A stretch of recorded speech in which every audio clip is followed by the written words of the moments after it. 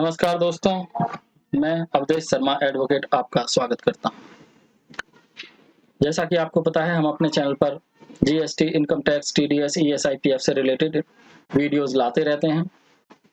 तो हमारे चैनल को आप सब्सक्राइब करें, जिससे आपको ये इन्फॉर्मेशन जल्दी मिलती रहे और हमारा भी उत्साहवर्धन होता रहे। आज हमारी वीडियो है टीडीएस ऑन प्रॉपर्टी। हम कोई प्रॉपर्टी परचेज करते हैं, बाय करते हैं। हमारा कोई क्लाइंट किसी बड़ी प्रॉपर्टी को खरीदता है जिसकी कीमत 50 लाख से ऊपर होती है, तो यहाँ उन्हें 1% टीडीएस काटना कंपलसरी है। पिछले वर्ष जो कि 0.75 कर दिया था, उसमें छूट मिली हुई थी, किंतु उसकी जनरल रेट 1%। 50 लाख के ऊपर की कोई भी प्रॉपर्टी होगी, उसके टोटल कंसिडरेशन पूरा, फॉर एग्जाम्पल अगर प्रॉपर्टी 60 लाख की है तो पूरे 60 लाख पर 1% टीडीएस आप परचेजर जो होगा वो 1% काटकर बाकी पेमेंट करेगा और 1% जो है वो जमा करेगा। और फॉर्म 16B जो आता है वो सेलर को दे देगा बाद में, अपना टीडीएस जमा करने के बाद। उसके बाद सेलर जो है उसे क्लेम कर सकता है। तो यहाँ हम देखेंगे कि प्रॉपर्टी पर जो हमने टीडीएस काटा हुआ है उसको हम जमा कैसे करेंगे।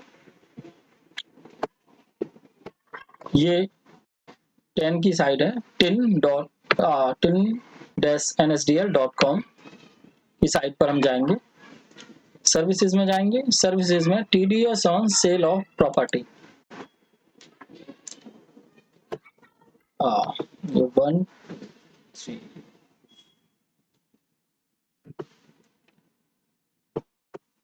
अब हमें यहाँ पर हम TDS on sale of property पर आ चुके हैं।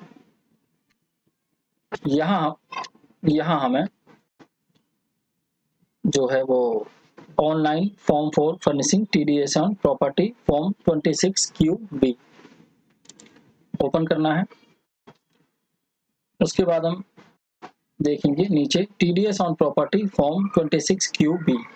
TDS on property form 26QB जो है वो हम प्रोसीड करेंगे। यहाँ आपके पास 4 टैब हैं, ये चारों टैब आपको प्रॉपरली फिल करने हैं। 0020 कॉर्पोरेशन टैक्स कंपनीज, ये कंपनीज के लिए है। हम इंडिविजुअल हैं, हमारा क्लाइंट इंडिविजुअल है, तो अदर देन कंपनीज सेलेक्ट करना है। फाइनेंशियल ईयर और असेसमेंट ईयर ये खुद से हो जाएंगे जब आप डीलिंग जी जो उनकी प्रॉपर्टी जिस दिन खरीदी गई है उसकी आप डेट डालेंगे, उसके हिसाब से ये खुद से हो जाएंगे, तो ये आपको नहीं डालने। स्टेटस ऑफ पे, रेजिडेंस है, नॉन रेजिडेंस है, यहाँ आप देखेंगे। परमानेंट अकाउंट नंबर मतलब PAN number of transferee buyer, transferee buyer इसमें लिखा हुआ है, बायर का आप इसमें पेन नंबर डालेंगे।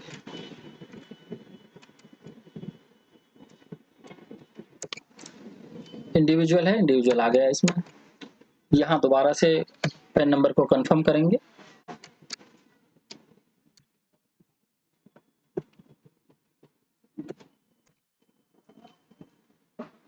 अब PAN number of transferor seller, यहाँ सेलर का पेन नंबर डालेंगे।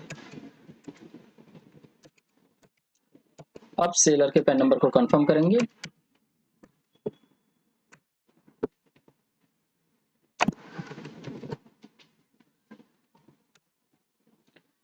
Then next, complete address of the transferee, complete address of buyer, transferee buyer, buyer का जो भी कंप्लीट एड्रेस है वो आप पूरा इसमें प्रॉपर डालेंगे।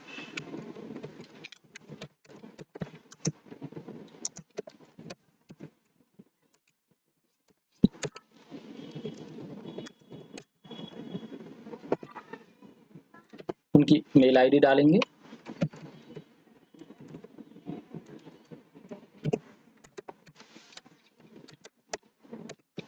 मोबाइल नंबर डालेंगे। देन अगर आपके बायर सिंगल बायर हैं तो आप नो करेंगे, अगर बायर एक से ज्यादा है यस करेंगे। वेदर मोर देन 1 ट्रांसफर और बायर, अगर सिंगल है नो करेंगे। उसके बाद complete address of transferor, seller की डिटेल आप यहाँ पर डालेंगे, जो भी उनका कंप्लीट एड्रेस है वो आप डालेंगे।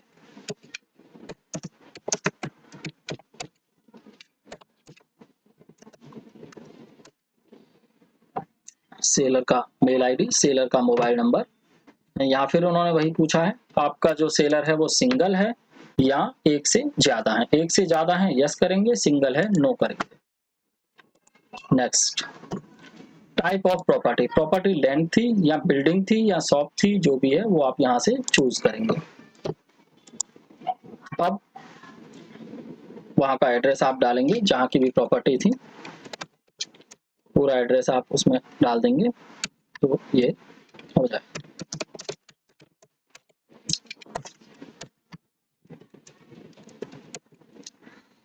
डेट ऑफ एग्रीमेंट बुकिंग, कई बार क्या होता है पहले एग्रीमेंट होता है बाद में सेल होती है, तो जो भी आपका एग्रीमेंट बुकिंग की डेट होगी वो आप यहाँ पर डेट चूज कर लेंगे।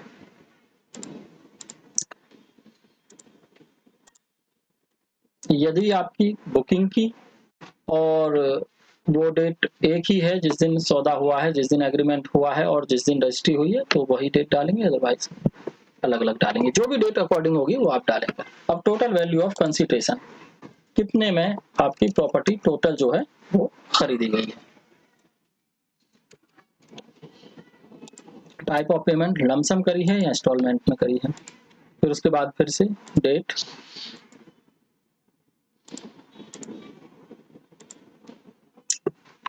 फिर डेट ऑफ डिडक्शन, इसमें से नॉर्मली आप वही डेट डालेंगे जिस दिन आपने पेमेंट की है, डेट ऑफ डिडक्शन में वही डेट रहेगी।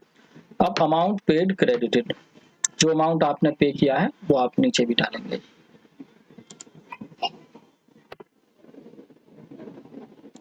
$75 लाख था, 75 lakh. Tax deposited, total amount paid credited, 1% यहाँ खुद से आ गया और अब आप यहाँ अमाउंट डाल देंगे 75। अगर लेट हो गया है तो इंटरेस्ट और फीस, इंटरेस्ट और फीस किस हिसाब से लगता है ये हमने एक सेपरेट वीडियो बनाई हुई है, क्या रेट होती है क्या होती है। अगर आपका नॉर्मल है, कोई इंटरेस्ट फीस नहीं है, 30 दिन के अंदर आप पे कर रहे हैं तो इसमें कोई इंटरेस्ट फीस नहीं लगेगी, जो आपका है वो। नेक्स्ट करेंगे। अब ई टैक्स पेमेंट इमीडिएटली, ई टैक्स पेमेंट आपको करनी है। यहाँ से बैंक का जो भी आपका बैंक है वो बैंक चूज करेंगे, कैप्चा डालेंगे और आगे करके नॉर्मल जैसे नेट बैंकिंग की आपकी पेमेंट होती है वो आप पेमेंट कर देंगे। यहीं पर एक एक्नॉलेजमेंट नंबर आएगा, वो आप सेव करके रख लेंगे। उससे आप बाद में टैक्स पेड होने के बाद 3-4 दिन बाद आप फॉर्म 16 भी जनरेट कर सकेंगे, जो कि आपको सेलर को देना है, जिनका आपने टीडीएस काटा है। तो ये वीडियो आपको कैसी लगी या इससे रिलेटेड कोई भी क्वेश्चन हो आप कमेंट कर सकते हैं। इसी के साथ बहुत बहुत धन्यवाद।